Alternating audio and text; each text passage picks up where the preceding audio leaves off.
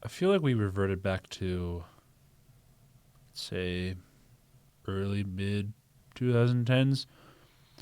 The hell are the Bears doing up in the top four in the NFC playoffs right now? Vibing.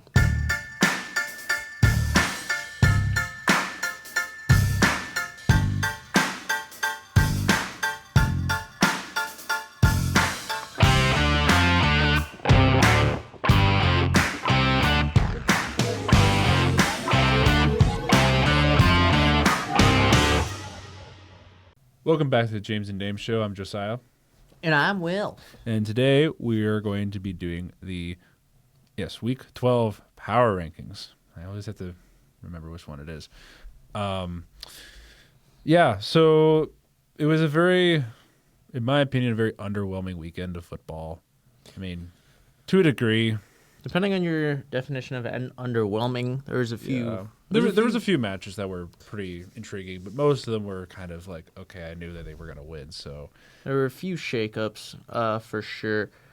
Kind of looking at honorable mentions. I do have three, but in reality, I just have four number 10s. Because no one really deserved that 10 spot, more or less. None of them, I think. so really you could have deserved put any of them in there, and then it wouldn't have mattered. it. Yeah, I had four teams. I was like, this one, no. This one, no. Okay. This one, no. So what are your honorable mentions? My honorable mentions, I have the Kansas City Chiefs. They were my honorable mention last week, and it wasn't a super pretty win, but like, yay, you kind of showed some vintage Chiefs. I did throw the 49ers back in there, who I wanted to throw them back in the mix at 8-4. They have been playing pretty decent, but Yeah. Monday was not super pretty from a few players. And my third honorable mention for the first time this year is the Houston Texans, who deserve a little bit of I don't know if they're knocking at the door. with the defense I saw. Yeah. I can't. You can't deny it. I can't just like. Yeah. Cannot deny it. Yeah. So, those are my honorable mentions. My honorable mentions, a couple of them. So, I have the Chiefs, 49ers, obviously. Those are really the only honorable mentions that I thought of. And then you brought up the Texans, so I guess I could throw them in there as well. I mean, I didn't think they were. Sure, they beat the Bills, so I'll give them a little bit of a mention there. Number 10. Guess who's in the top 10 now? I've got the Chicago Bears. So, like I said, it was a week to prove that they could be competitive. Sure, they were without Aaron Rodgers, the Steelers. The Steelers were without Aaron Rodgers. And I did go with the trend that the Pittsburgh Steelers cannot win in Chicago. For some random reason, they just can't win there. And this kind of still did the same thing over the last few years.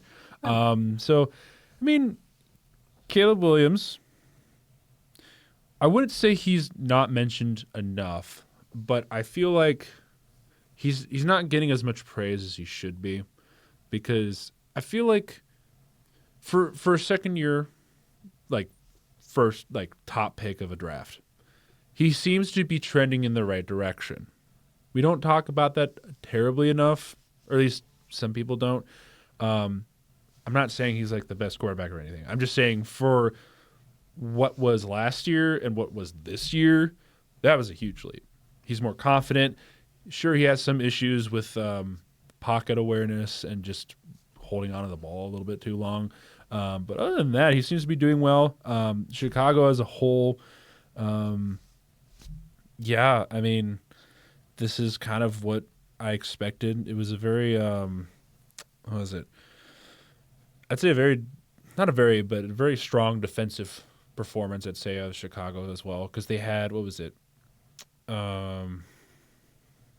A couple They turnovers. had a couple turnovers, but they did in turn turn the ball over about like 5 times or whatever it was. But it was a little sloppy. But To say the least. yeah, I mean, It's just the way the Bears have been playing. It's playing to the level of competition, which a few teams in this top 10 have done, and yet they get to be up here while the Bears have been doing it pretty consistently, yeah. more consistently than some, and they've still been winning. So Yeah, Yeah. it's just kind of how it is, honestly. yeah. So I like him in the top 10, at least for the moment. At number 10, I have the Green Bay Packers. I don't really like having them in here. I will say I dropped the Buccaneers out. Just the way they've been lately, as of late, it's just not the same. It's not a top 10 team anymore. I hope they do revert a little bit, but that's why I mentioned like my bottom four, Packers are in that mix where it's like none of these guys really I feel like deserve to be top 10, and I couldn't find a more suitable replacement. Because it just kind of feels like the top 9, and then it feels like everyone else. Yeah. Like the top 9 were pretty easy for me to decipher, and even 9 felt more like a 10 team to me. But just the way it works out, Packers offense is not super pretty, but they did have a dominant defensive win over 9 and the Vikings. So I will give them some credit there. Missing Josh Jacobs and didn't seem to be too much of an issue. So they're showing some growth, and they're getting into kind of that hot part of the season for them, at least from what we know in years past. So I would be surprised if they started to heat up here. So I guess I'm just getting a little bit ahead of the curve. For number 9, I have the Bills here. Yeah.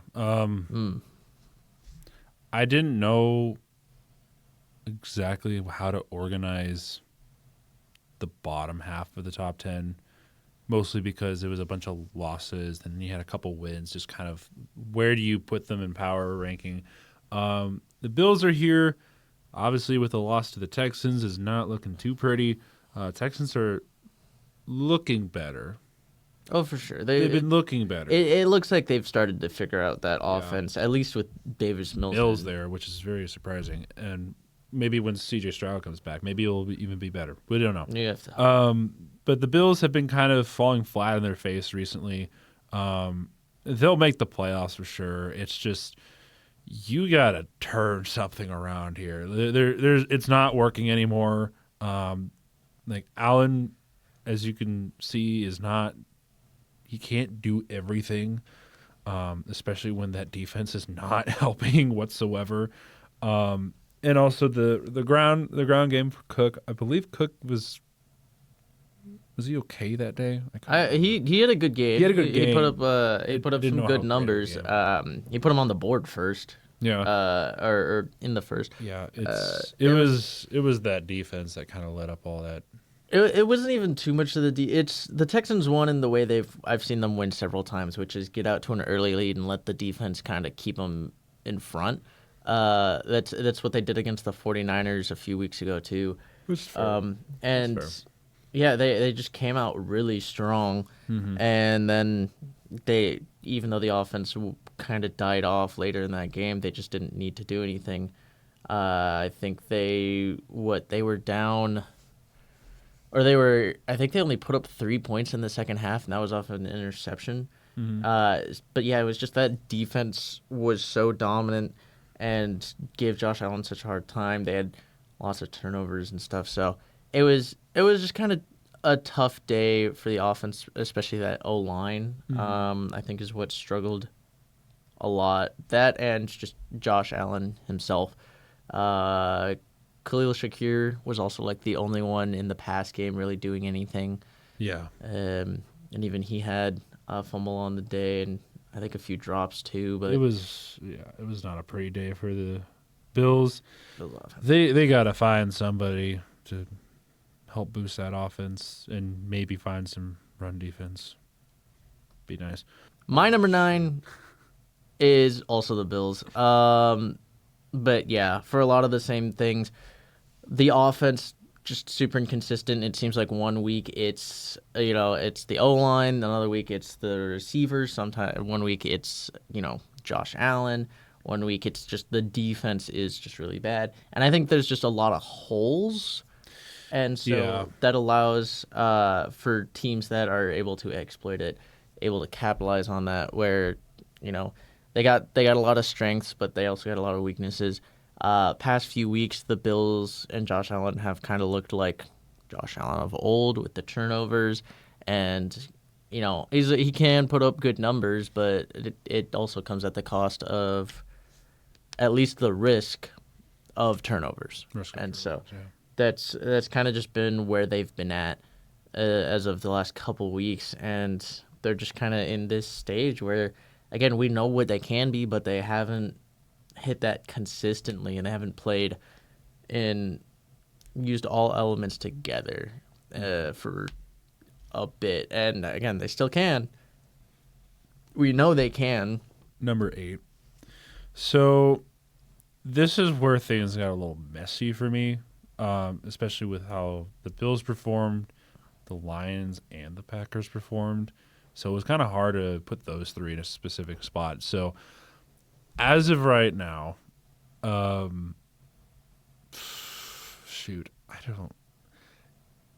it's not a very confident placement, but the Packers are here.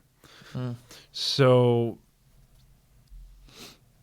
I mean, they did win, the Bills lost, so I guess that's the only reason why they moved up as high as they did. And like you mentioned, the Packers are going to go into that point of the season where they're going to be ready to go for the playoffs, supposedly. Yeah. Hopefully they will be. Otherwise it makes us look, or at least me, look stupid. Because the Packers should be a great team, but these losses and that one tie should not have happened the way it should have. So, whoop-de-doo. I mean, you beat the Vikings and 9. Wow. I mean, yeah, whatever.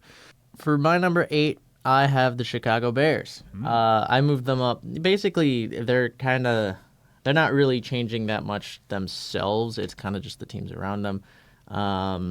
I do like them on the merit better than the Bills and Packers right now, just because. That's fair. The Bills, they're just so inconsistent, such a mess, and Packers, obviously. Like I've made my points on them, but the Bears have consistently won games, and they're one of the better team record-wise, at least in the league. Record-wise. They're not again. It's not super clean. It's sloppy, but they do have a pretty solid run game. They have some good weapons on the offense, and Caleb, he's not playing horrible. His stats don't look great, but he's not playing super inefficient. Like, he's playing fairly efficient football. I mean, obviously, there's always been the fumble concerns. I mean, I feel like I was saying that since we looked at him in the draft. Yeah, it was since the draft, whatever it was, yeah. But other than that, he's especially opening up the ground game for him, I think, has been a key factor. But again, just what Ben Johnson has done with this team, Dennis Allen has done with the defense. That team has just gotten to be where it's not super scary, but they do enough to win in clutch moments. And again, I don't think that makes them like a Super Bowl contender, but it's such a big step from where they've been the past 7 years. 8, maybe. Yeah, there were a lot of concerns, especially with Williams after last year. And then Ben Johnson went over. It was a whole, like, is he going to make him good, or is he just that bad? It seems to be working for the most part. Ben Johnson, first year as a head coach, seems to be doing pretty well. This is kind of what you wanted as a Bears fan. Yeah. I'd say probably the next year or two, you might, hit above your weight and maybe do something crazy in the playoffs. I don't think it will be this year, but they could definitely make some noise the next couple of years if they consistently progress to get better. And I think they will under Ben Johnson. Yeah, So. I mean, I think this year for them is just if you can manage to finish out the year and make it to the playoffs, just get some experience in the playoffs for your guys, because Specifically Caleb. a lot of those guys, because they're also a fairly young team. A lot of those guys haven't even played in the playoffs. So yeah. Number 7. So I have the Lions here. It's one of those things where I don't like having the leader of a division below one, or in this case 2 teams technically. The Lions and Packers, in my opinion, are better than the Bears. The Bears have a better record right now. They are more consistent. My issue is that technically the Lions and the Packers are more complete teams at the moment. More experienced, I'd probably say, if we're going to count that. And the reason why the Lions are here, it's just they're going to – I mean, they've been off and on here and there. They're not as badly as the Bills, but they've been a little inconsistent too. So, yeah, another week of them messing up like the last few weeks or whatever it was. They're gonna drop because I don't appreciate them not being consistent, because they're a team that I'm kind of rooting for, but they're not living up to my expectations. Especially after last year. You can't repeat that. at number 7, I also have the Lions. It's kind of some of the similar stuff. They didn't move for me because, I mean, yeah, you got that bounce back win that I kind of expected. I expected them to get the win, not in the fashion that they got it. And I will give some credit to the Giants. The offense looks really good. Defense hasn't been, and they've not been able to win on the road, so that's not really a surprise, really. But no, yeah, yeah, you look a little bit better than the Bills as far as that inconsistency goes. But I guess the Lions are. I do have the Lions better than the Bears, but I do see your point as far as Lions being as far as what being a better team. What constitutes you being a better team? Is it winning, or is it being the more talented team? Whereas the Bills, in my book, obviously a more talented team than the Patriots, but They're way of the Patriots higher because the Patriots are winning, and that's kind of it's the same thing with the Bears. The difference is Lions, they don't look too horrible, even though they're sitting outside the playoffs right now. Yeah. Oddly enough, but it's just a competitive conference, and yeah, which is appreciative, because there were years past where they were really bad. But yeah, so. the Lions, they're injured on defense again. This time more in the secondary. Mm-hmm. But there's some holes on the defense. But more than anything, it just seems like sometimes Jared Goff comes out and just puts up duds in some games, and then the Eagles. Yeah, the Eagles is one. The offense kind of put up a dud against the Chiefs. We've seen it a few times, and I kind of hoped to see a more dominant performance against the Giants. But then again, like I said, Giants offense has been pretty good despite missing 3 starters, who are the most exciting players for that team. So I think they've got something exciting there, but they allowed over 500 yards and it's not a great look against someone like the Giants. So it's I'll give some credit to the Giants still, but it's just not a great look. So Lions, they're just kind of floating in that 7 spot because you're like the Bills, a team we know that can be really good, but inconsistent. Yeah, we don't see it week to week. All right, number 6. So I have the Seahawks here. Because that's how I viewed this power rankings this week, was that there was the first half and their issue, and there was like the bottom half and their issue with organization. This one's a little bit easier for me.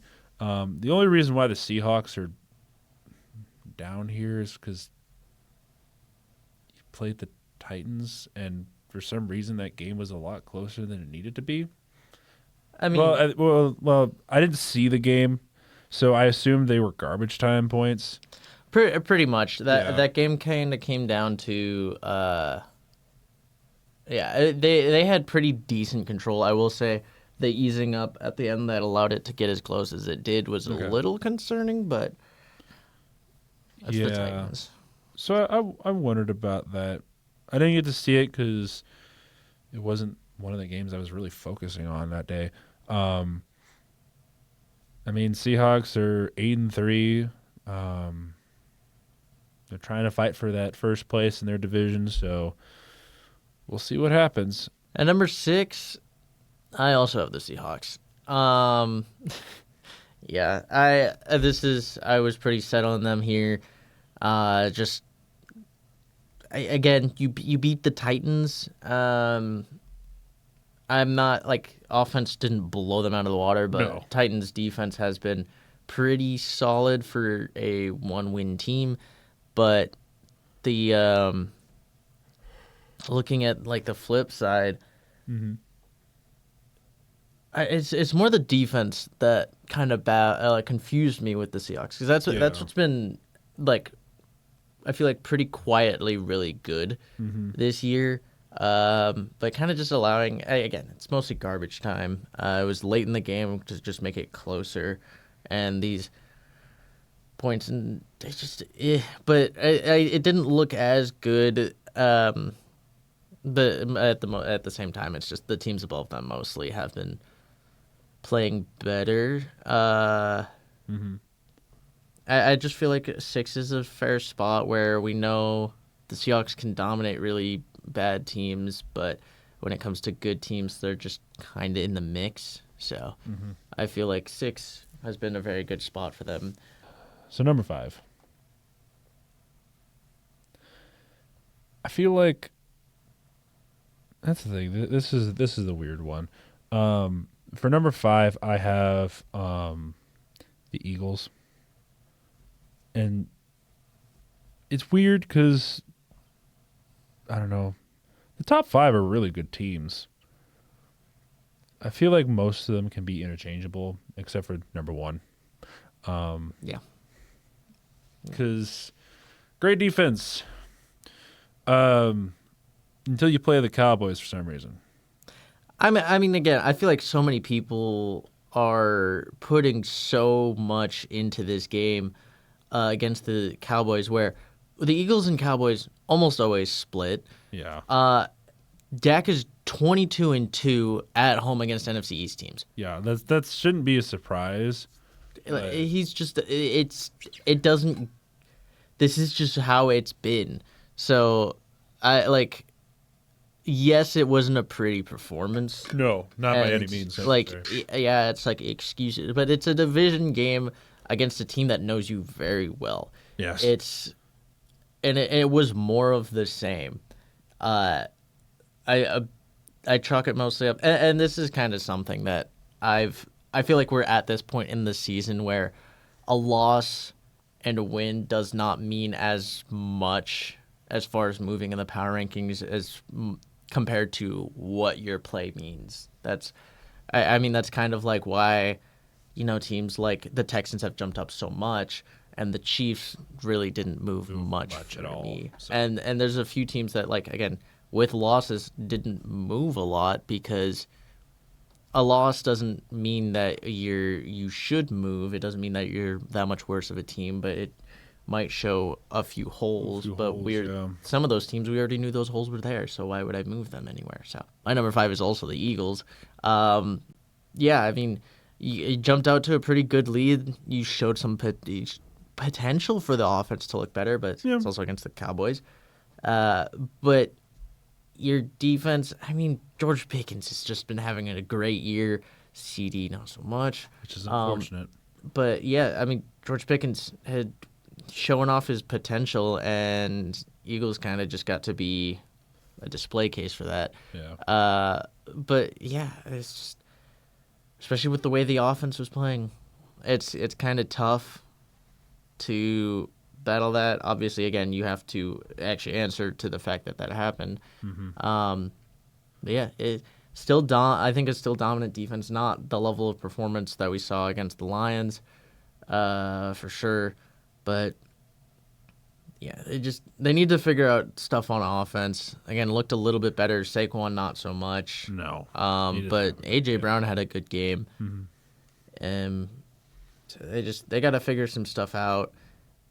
But I don't put too much weight on a Cowboys loss when it's like you basically expect that every year. Yeah. And even as a top team, I would still expect that. Like even if they were at 1, I wouldn't be surprised to see them lose on a yearly basis to them.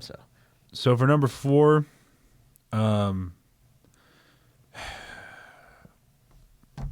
Colts, unfortunately. I was thinking about putting them above the Patriots, but everyone above the Colts won, or we're on a bye week. Yeah. It was a little disappointing, especially with how much of a lead they had at Arrowhead too. This is the part of the season where I'm like expecting a Chiefs comeback into the playoffs, or at least a very low seeding Chiefs. And this kind of proved my point, honestly, because you're playing the Chiefs at Arrowhead, and the Colts got off their bye week, and my hope was that defense kind of, meshed together, and especially with Sauce Gardner there, I was hoping that he would be more efficient. The defense as a whole kind of led up towards the end. The offense also kind of went stagnant, especially at the last couple drives. It was not what you wanted to see as a Colts fan, but you can say you did play close to Mahomes at the very least. It was just a highly contested match towards the end, which is good. Like I like that kind of stuff. So my number 4 is actually going to be the Patriots. I kept the Patriots here because you had a close win against the Bengals. Again, it's kind of the fashion that they've played, where the talent of the roster does not necessarily equate to the results. Yeah. But it's just the way they play is just smart and play ahead. Yeah. And so that's what they managed to do. Bengals made that a lot closer than I think the Patriots would have wanted, because they came kind of down to the wire. And this was without Joe Burrow too. Yeah, this was without Joe Burrow, and I kind of hoped to see the Patriots have a little bit better of an offensive day against not so good, but they weren't super productive. To be there. Defense stepped up pretty good. Obviously, again, this is without Jamar Chase though, so I guess. But yeah, just again, Patriots with the soft schedule, Cupcake schedule, and not playing super dominantly. Again, you're still winning. You're doing what you need to do, and so I'll give you your praise. But I'm a little concerned if they go up against an actually pretty good team, what's going to happen, because unfortunately the 3 teams above them, I have more faith in against competitive competition. Yeah. So number 3, this is where I have the Patriots. Kind of going into it a little bit. Same. I agree with literally everything you say about the Patriots. The only reason why they're above is just at the moment they have the best record in the league. Technically. Only on the merit that they haven't had a bye week yet. Yeah, they haven't had a bye week yet, so that's about it, really. And I know some people would probably put them higher than this. However, like you mentioned, you played close against the Bengals of all team.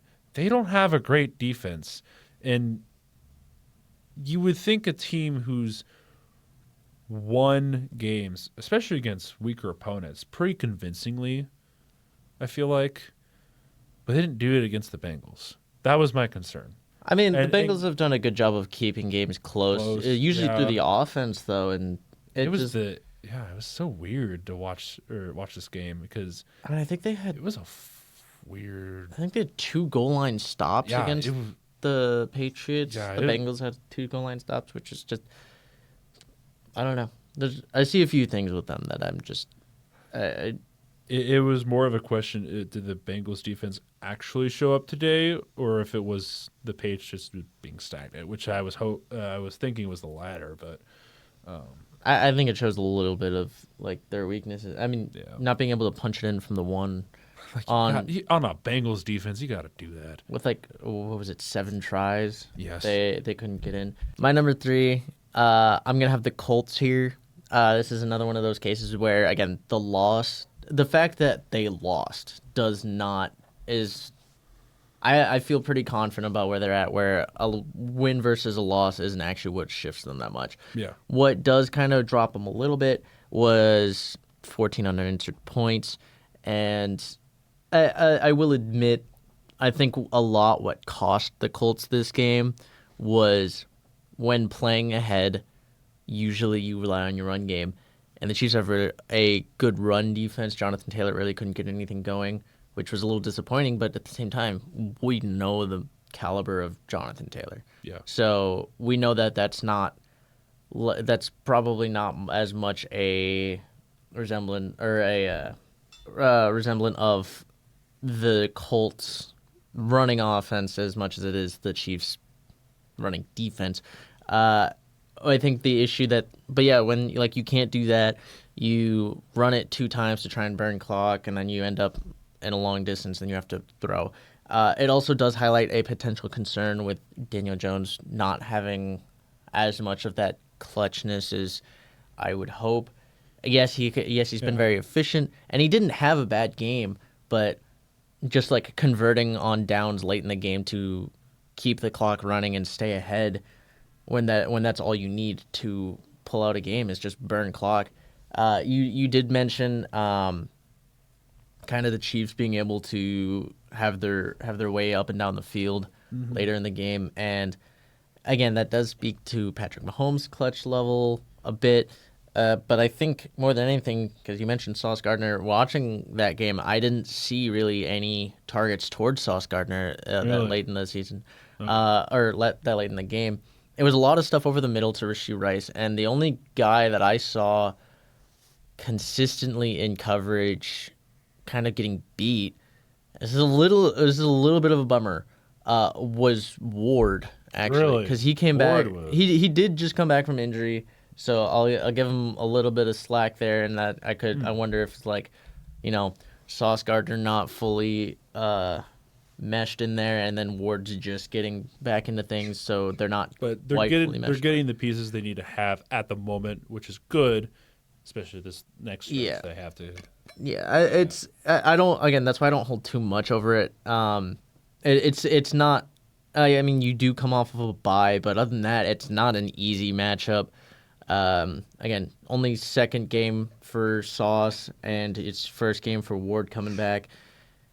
There are elements of that makes it a little bit more difficult. And again, Rashee Rice had a good game, and I think he was matched up with Ward quite a bit. So it was kind of unfortunate to see that be the fashion at which that happened.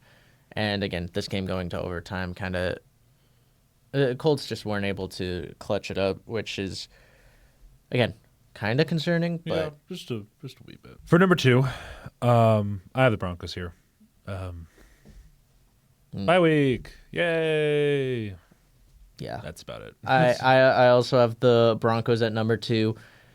Yeah, I mean, you're not gonna move up on anything other than the merit of your defense. Like as a team, your stock holds a little bit stronger, while Colts dropped a little bit. And again, it's just the way they kind of fell apart in the fourth. I do still give the Colts a lot of credit for what they did the first 3 quarters. but Broncos, just with how, if things did not, if they didn't lose quite in the fashion that they did, if that was a closer game that came down, if it was a closer game the entire game and it came down to the wire, I probably might have kept the Colts above the Broncos. But this, again, puts a little bit of doubt with the Colts. And just like, I don't know, by proxy, the Broncos move up. We both know who our number one is. The Los Angeles Rams. Oh my gosh. No, I mean, I don't think there's a team that I can think of that can really stop them at the moment. I mean, right now, I feel like we talked about this, but like Rams, do they have some holes? Sure, their run game is not as Strong. their run game is not as strong. But man, Matthew Stafford is having a year. Yeah. He's what? That Is it 27 touchdowns without an interception? something like that. He's just playing at a ridiculous level. He's making it really hard to argue a non-QB for MVP, which is Yeah. a little unfortunate, but also at the same time, I like Matthew Stafford, so I can't complain. Yeah. So But yeah, the defense has been very good. Secondary has stepped up a lot, and indeed, yes. D-line has been really good. That combination with Verse and Young, First Young, you cannot Fisk stop and this. Turner. Fisk and Turner, adding those two. Oh my gosh, that's such a stacked defensive line right there. I don't know. Like, there's maybe a couple, one or two defenses that you could argue that are better than them. Maybe the Eagles. I mean, I think there's Like- definitely defenses that are better, but they're not accompanied with the offense of the Rams. Is the thing. The Rams are a well accompanied team that's just playing very complete football. I mean, again, you kind of want to see a little bit more out of the run game, but also at the same time, why run the ball When you have Stafford just trucking it down the field. you have Stafford throwing have- to Nakua and or Adams. Adams, yeah, because they for some reason they don't play them at the same time, which is smart. Well, so It's smart. they rotate because what they also do, they've been doing a lot this year is using 3 tight ends, who have all been actually also like They're pretty Pretty big- consistent. yeah, Yeah. they've been good What contributors. do they have? They have Ferguson, Whittington, Ferguson, and then and Allen. Yeah, those three are pretty good. I like the little tight end rotation that they have between the three of them because you're consistently having blockers on top of tight ends that can Yeah. easily catch the ball. It's just They're doing pretty much great team. everything right. Again, it's kind of like, and it's not to say that the run game doesn't work. no. But it's just not. It is definitely the weaker side where that is like my real, other than like a divisional opponent.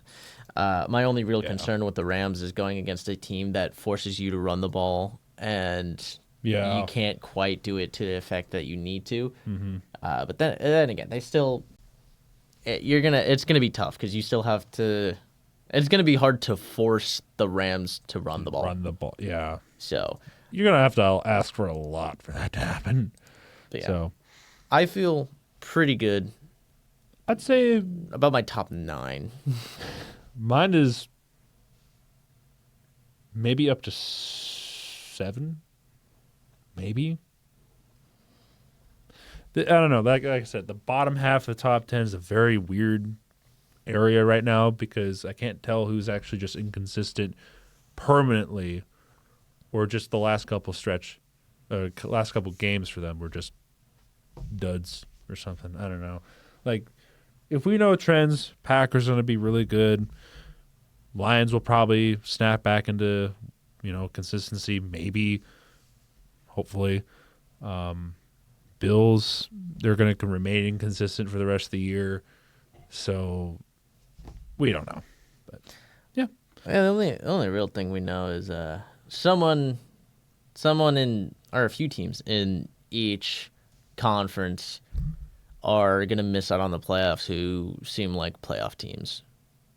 Yeah. That's just because it seems like there's 8 to 9 playoff teams on each side, At the moment, yes.